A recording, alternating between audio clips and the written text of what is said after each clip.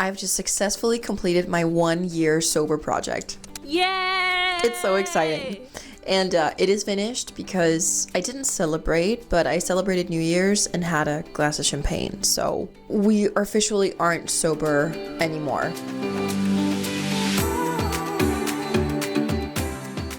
Hi, my name is Sine, and if you're not familiar with this channel yet, I made a deal with myself last January, so over a year ago, that I was going to do a whole year sober. I wanted to do 2024 completely sober, and I'm 5 months in.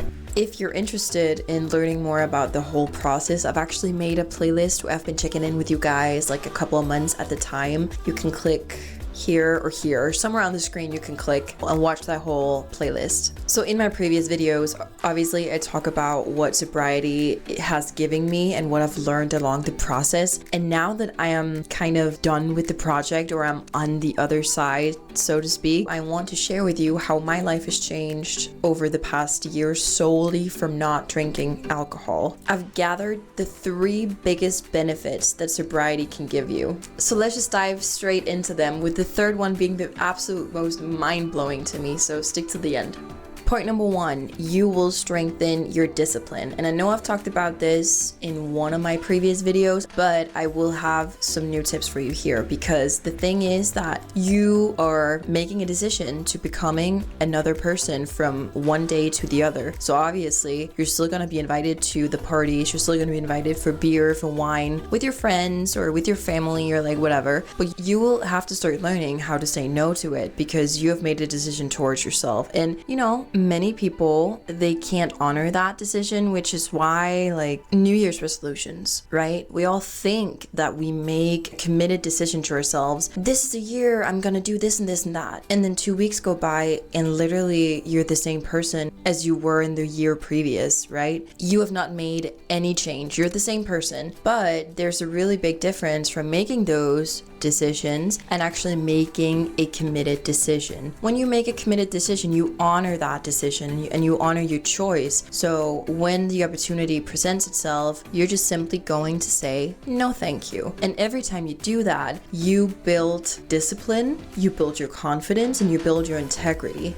You can start trusting yourself. And especially if you haven't been able to trust yourself before, just giving yourself like small deals are amazing to build up your confidence or to build up your discipline, because you're proving to yourself that you can do whatever you tell yourself you're going to do. You honor those deals you make with yourself. And it's not only going to benefit you, this is also going to benefit the people around you, because people see you, honey. Like, when you start trusting yourself more, people around you will start to trust you more, right? Like, they see, okay, wow, she honors her decision so much. Like, she's really true to her word. She has so much integrity. I know that when we make a deal, she's gonna honor that deal too. She's gonna keep her word to me. So the people around you are gonna trust you more. You're gonna trust yourself more. What's not to like here? I mean, the second biggest lesson I've had throughout this whole year of drinking alcohol is that you learn what people actually use alcohol for. Because when you are invited to the party, when you're invited to the hangout, people drink and you're the only one going sober, and you stay sober throughout the whole thing because you honor your decisions, girl. You're gonna sit there and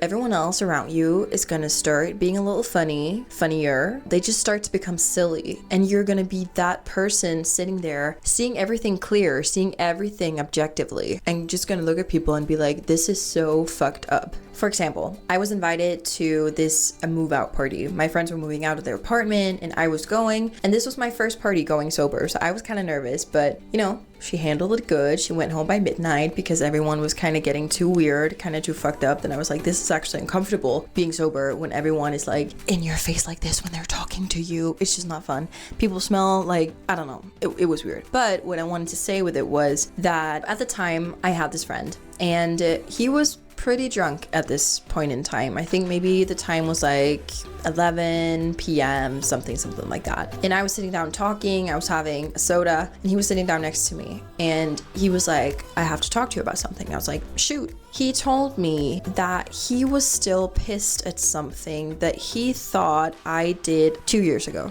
And I was sort of like, what? He's the type of guy, and this is just to clarify what the Danish drinking culture is, because I have been guilty of this too, that we cannot have hard conversations unless we have the liquid courage in us. You know, we didn't see each other those 2 years, so this was the first time we saw each other after, but obviously the way he was talking to me about this problem, it has been a big thing for him in his life. And the fact that he did ever, like, he never reached out to me, he never articulated what he was going through or called me and been like, hey, I just want to clear out this thing that happened, like, are we good? He waited 2 years, sitting with those feelings for 2 years. This is very biased, this is me telling the story, but I'm gonna say he waited 2 years to have this conversation with me, and like, I am sure it would have never happened if he'd been sober too. So like, and I don't know if you've ever argued with a drunk person and you being sober, but like, there's just really no point, you know, like, people are just pissing you off and you're sitting there and being like, I'm almost like too pretty to sit here and fucking have this argument right now with a drunk person who's like mumbling the words and stinking out of his breath. Like, it's a weird position to be in. And I was like, I'm gonna go home, which is what I did. And I woke up the next day feeling amazing because your girl didn't have a hangover. Sobriety. I just want to lay out there, I can only speak from a Danish culture standpoint. I am from Denmark and have done this whole project while I was in Denmark, more or less. And I have ranted about Danish culture in one of my other videos, but I'm just gonna say this just one more time, okay? Because Danish drinking culture is honestly so fucked up. Like, I don't know how else to tell you that would make sense, but especially like being sober for relatively so long, when you aren't used to it, you just start to see things more clearly and what people actually drink alcohol for, because most of the times people don't drink it because they really enjoy it or because they know something about it or because they like it. They drink it out of like silly purposes, right? So going to the club, you need to be wasted to just be able to dance on the dance floor because that's just a culture. Or maybe, you know, you have to be blacked out to approach another person, to flirt with someone or to ask someone out. You couldn't do that sober. That's the culture. So I'm just saying, like, no hate to the Danes. You all know we love a good Dane, but the drinking culture, I'm not a fan of. I don't think I'll ever will be. It feels kind of forced. It feels like you have to drink. If you don't drink, you can kind of be looked down upon. Okay, so I'm not gonna rant in this video because I've ranted enough. You can check out the playlist around here on the screen again if you want to. Okay, so this is the third lesson that has absolutely taught me the most about sobriety, because what I thought in the beginning of last year was that, okay, we're doing this project and then, you know, I can't wait to go back to drinking on January 1st, 25. And, you know, that has not been the case at all. The biggest thing for me throughout this whole year is that my perception of alcohol has changed dramatically. The way it was before, it was a necessity. Like I told you before, like, I needed to have alcohol to do certain things, to talk with guys, to have the hard conversations. I needed to be blacked out drunk to go dancing in the club. And like, moving from that point of it being a necessity to being something that you can add on, but only if you like, is a game changer. Figuring out that you can have fun without alcohol is a game changer, because not only is it going to benefit your health, it's going to benefit your mental health, it's going to benefit your body, it's going to benefit the way you feel. It's like, it's everything, right? You figure out, okay, I can have the hard conversations with people without alcohol in my blood. Okay, I can tell the people around me that I love them and that I appreciate them so much without having alcohol in my blood. Because I don't know if you've ever been complimented by a drunk person, but to me it doesn't feel real. I always tell people, tell me tomorrow when you're sober. I would love to hear it from you sober, but right now I just can't take it in because I'm afraid you don't mean it. And a lot of the times, honey, they don't call me the next day and say the exact same things. And that's just what it is. I mean, there's a saying that says that you have to hear the truth from drunk people and kids, but honestly, kids, yeah. Drunk people, I don't believe that at all. At all.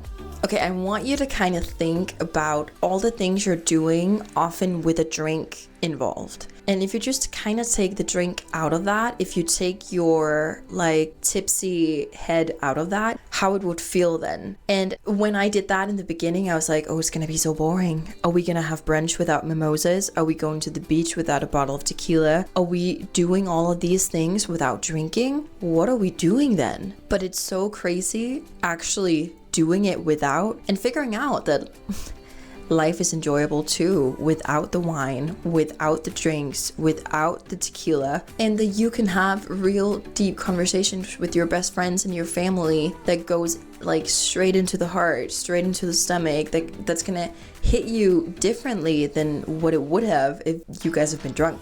And so going into this year, and I have just had a glass of champagne. My boyfriend has been sober for 4 months, so we kind of shared that experience together. And it was kind of funny because he was actually the first one to say that, you know, he didn't even feel like drinking again. And I was like, babe, me too. Like, there is no reason. And other than, you know, enjoyment, and I am sure, like, when I go on vacation, yeah, I want a sangria by the beach, like, I want an Aperol Spritz, whatever. But you will probably never ever find me blackout wasted again in the club. Like, I could not do that. The benefits of sobriety are too good to ignore those and to just go out and be blackout drunk. The magic in sobriety is truly seeing alcohol as an option and not a necessity. And I think that's where my perception has changed the most, from going to like a I need to going to a I can have if I want to. I know I'm gonna have an equal good time. I'm gonna have a different experience if I'm sober and if I'm a little tipsy, but I'm gonna have basically the same experience because now I know what I enjoy,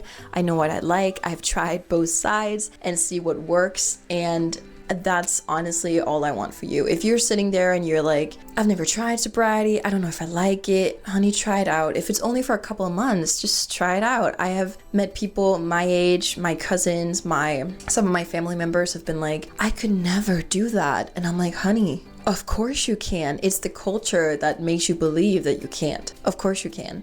And so now we're all left with the good question, right? Will she ever be 100% sober again? And I can tell you with certainty, yes, she will. Will it be this year?